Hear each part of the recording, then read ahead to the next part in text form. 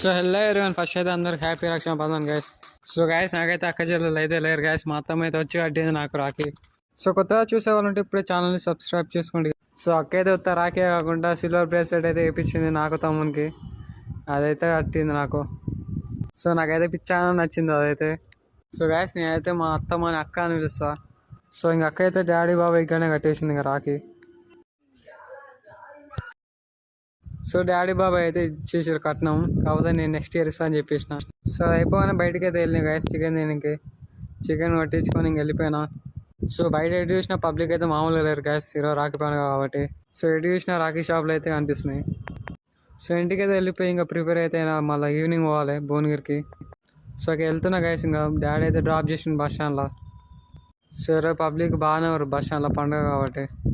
So Devarakonda to Nalgonda అయితే full వాన పడ్డది గైస్. సో నల్గొండలో అయితే 1 hour ఆగాల్సి వచ్చింది, మామూలుగా